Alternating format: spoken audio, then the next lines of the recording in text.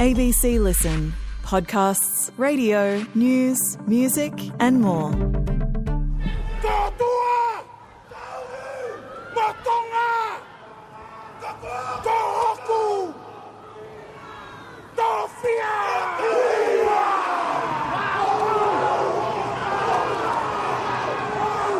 That is the Tongan Rugby League team performing the Sippy Tau ahead of a clash with Samoa. Gives you chills, doesn't it? This weekend, the two teams will clash again in the Pacific Championships, and looking at the sides assembled, wow, it rams home how strong international rugby league is right now. Jerome Luai, Payne Haas, Brian To'o, they are in the blue of Samoa. In the red corner, players like Jason Taumalolo, Robbie Toia, Stefano Utoikamanu. A year out from the World Cup, we're looking at why players like Haas are increasingly choosing to represent Pasifika teams instead of Australia, and wondering how long before these so-called Tier 2 nations become the best in the international game. I'm Patrick Stack. This is ABC Sport Daily.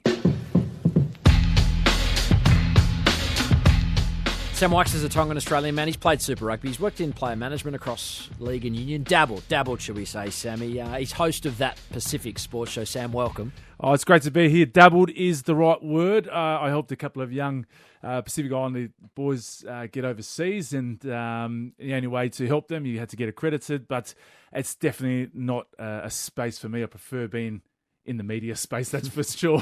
Well, as a media performer, as a sports lover, you'd be loving this weekend. It's got to be one of the best things on the sporting calendar, I reckon. The way these two teams, Tonga and Samoa, can foster connection is really something else. What have we seen over the last 1 to 2 weeks from Tongan supporters, from Samoan supporters, the way that they are engaging with these two rugby league teams ahead of this clash? Oh, it's been massive, and I absolutely love seeing, especially being of Tongan heritage, my mum's Tongan, but seeing the players go back to Tonga, and they've shut down the main street of Nuku'alofa, and then you've got guys like Isaiah Katoa sitting on top of utes.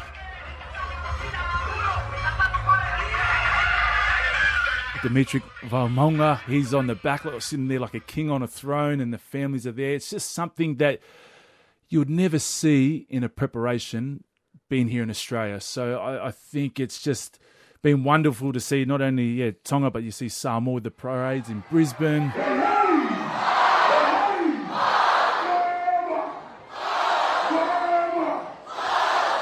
PNG with the Pac champs over there as well.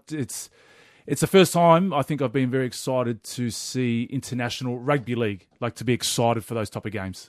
Ricky Stewart's credited with saying that the best thing you can do in league is win an NRL premiership. The best thing you can do from a playing perspective is play Origin. The best jumper you can have is a Kangaroos jumper. And when I watch the emotion of these two teams before a game, you know, the war cries, the tears in the anthem, I don't think Anglo-Australians at times can fully understand the level of passion that is coursing through these two teams. Why is it sort of almost on another level, do you think? I think the big reason why you're connected by blood in those type of teams. So it's very, very unique in a sense where, like, they're only, say, one generation where mum or dad had to move from this tiny island. You know, we're talking like 100,000 people in Tonga. And so they've had to make all these sacrifices, whether it be the parents or the grandparents, to come over to Australia. And it was usually the vehicle of sport that allowed them to get to Australia or New Zealand or America. So when players hear those type of stories and these stories get passed down, there's an element of like, oh, that's who I am. That's how we got here. I probably need to give back at some point. And it's a hard one. Like the players feel like they're pulled towards it. Like, you know, that we get that gut feeling when it feels right. Players always talk about it. It just feels right. As a player and as a Samoan, it's the greatest honour representing that name on your back, honouring the people who got us here to where we are today. So it's a bit of a pinch me moment that I get to captain alongside someone like Junes.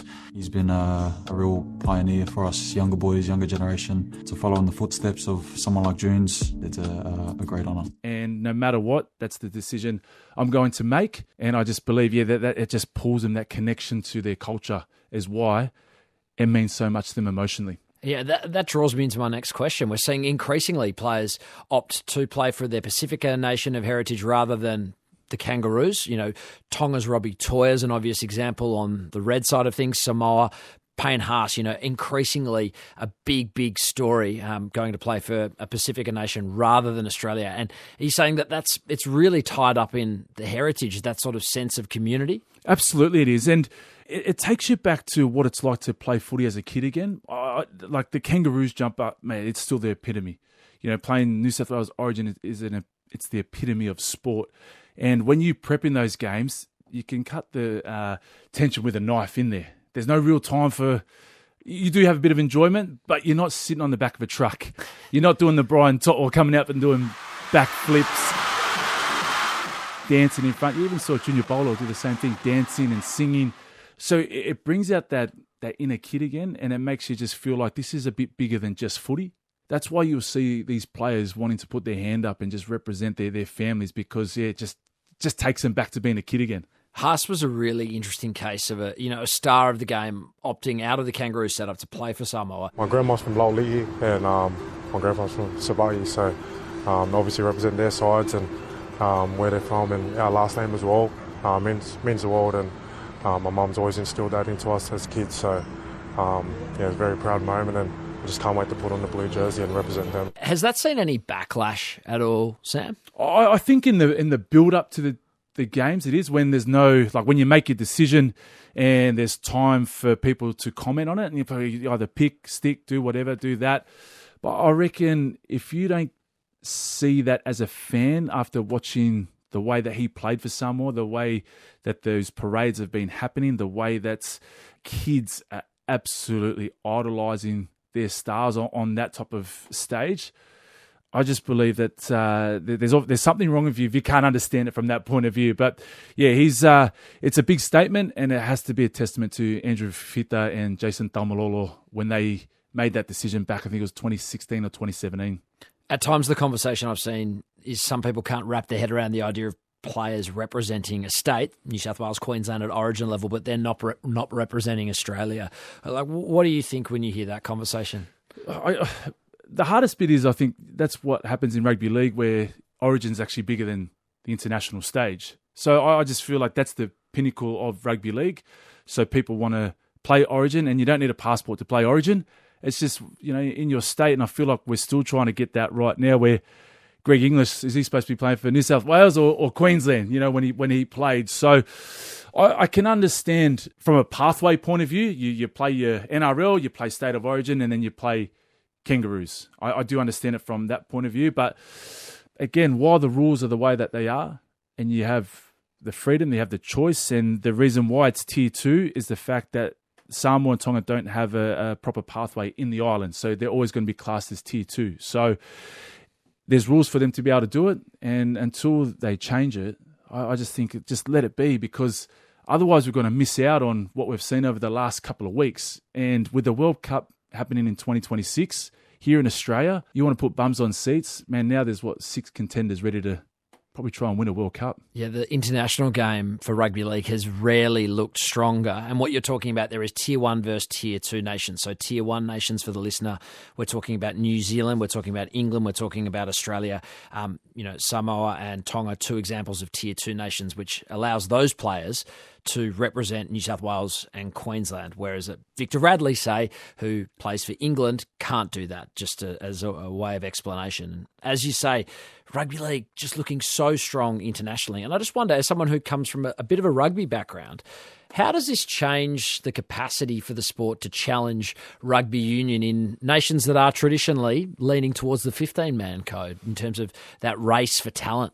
Yeah, it's a big one, especially I feel like the NRL do a really good job with having development officers in the islands. I know that there's Tongan NRL employed Tongans to live there and have those development programs for rugby league in Tonga. And so kids are now, one, getting exposure to it from a physical level, but they're also, with social media, with the amount of coverage around the game, they're seeing their heroes like Payne Haas and Taumalolo wanting to aspire to be them. Rugby union is falling behind a little bit, probably from an Australian lens, because I just don't feel like that we've got enough tentacles to be able to get that the reach out there. We've got 4 Super Rugby teams, as opposed to the NRL is going to have 20. And when you talk about opportunities to, say, come from the islands to play a sport, you've got 20 teams that you could go to. Whereas Australia, there's 4. Yes, you can potentially go to Japan, but even that's changed now because the eligibility rules around foreigners has changed. So France might be your only option. But yeah, I just think it's in your face. It's in your face a lot, rugby league, and it's a simple game as well. Rugby can be a bit murky when it comes to the rules. So I think for our Pacific Island players, it's just a simpler game to adapt to. Samoa played in the last Rugby League World Cup final, beaten by Australia 30-10. They are getting stronger by the day, it feels like, Sam. I mean, Tonga's definitely getting stronger when you look at the quality of these two teams that are going to run out on Sunday. I mean, next year's tournament, as you say, hosted in Australia and PNG. Can you see a Tier 2 nation lifting that World Cup trophy up victorious? 110%. And I'm related to Isaiah Katoa. Like, that's my... his dad and my mum are first cousins, so we are very close, seeing his growth and his journey. And I remember when he got asked that question, he did not hesitate to say that his goal is to win a World Cup for Tonga. And you look at the lineups. You look at the lineups of both those teams, Samoa and Tonga, going into this game. Like, they are like our world's best players. Harris to Vita, here's Luo. Got the pass away. Backhand from Samoa. Here's Mariner. Throws the dummy. Scores the try. And there's a bit they probably still have to get right. Probably more time in the saddle together. But yeah, it's a scary thought, but I think it definitely can happen. You can catch the Pacific Championships live, commercial free on the ABC Listen app. Sam Wykes, thanks so much for your time. Thanks, mate. I appreciate it. Headlines. Cricket, where Australia won the toss, elected to bowl in the second ODI with India in Adelaide. And Mitch Marsh's team made a couple of tweaks to the side that won Game 1 in Perth. Alex Carey took the gloves from Josh Philippe. Xavier Bartlett in for the rested Nathan Ellis. And Adam Zampa was also back on deck for Matt Kuhneman on the spin front. Now, Bartlett enjoyed a bit of a moment in the town where he was born as he trapped one of the all-time greats, Virat Kohli, LBW. India 1 for 17. Bartlett to Kohli. Wrapped on the pad. Bartlett with a big shout and the finger goes up. Virat Kohli is out for a duck in Adelaide. Live coverage is on the ABC Listen app. Full recaps available on the ABC Sport website. How about the Australian women's team at the World Cup? They're just teeming with match winners, aren't they? Elisa Healy was missing with a calf injury, and then England posted a respectable 9 for 2 for 4. The Aussies then slumped to 4 for 68. So that looks like drama from my point of view. Well, Ash Gardner and Annabelle Sutherland love drama. They promptly reeled off a 180-run unbeaten stand from 151 balls. They had nearly 10 overs to spare. Imagine what that must do to the English morale, even when well on top. This Australian side can just seemingly blow you away from anywhere. Gardner made an unbeaten century, wasn't even player of the match. Sutherland's 98 not out and 3 wickets saw her earn that honour. Here's Sutherland and Gardner breaking down the chase and how they actually tried to game the system so both could get hundreds. Didn't quite pay off, but you get the idea. We had 12 runs between us that we needed to get, but 11 runs to play with. And before that over, I said to Bells, like, how are we going to do this? She's like, we can do it. And then I think I got a couple of boundaries and then got it, and then obviously blocked out Bells over because I'm like, I really want Bellsy to have a chance. And then we ran the 2, and then I was like, all right, here we go. And then she obviously got had my 1. chance, yeah. missed it. That's okay. They next play South Africa, who have shown themselves to be dangerous. Shapes as a good primer ahead of the semi-final stage. We live in the era of fake news, and it's felt like only a matter of time before that bled into sport. That moment is here. Olympic stars Kyle Chalmers and Molly O'Callaghan caught up in a fake news situation, with the pair both having false quotes around LGBT and transgender athletes attributed to the two. Now, Swimming Australia says they alerted Meta to the incorrect statements weeks ago, but the tech giant has really failed to act with any reasonable pace. Basketball. And there were some questions on how San Antonio star Victor Wembanyama might go after returning from the blood clot in his shoulder that cut short his campaign last season. We have an early answer. Long season, mind you, but an early answer. The 7'4" Frenchie astonishing in his NBA season opener, scoring 40 points with 15 rebounds, 1 assist and 3 blocks as the Spurs dismantled the Mavericks in Dallas by 33 points. Wow, look out. I'm Patrick Stack. This is ABC Sport Daily, produced by Poppy Penny. Thanks to Cricket Australia, Tonga Rugby League, Toia Samoa on Instagram, the Rugby League World Cup, and NRL.com for the extra audio used in this episode. Discover more great ABC podcasts, live radio and exclusives on the ABC Listen app.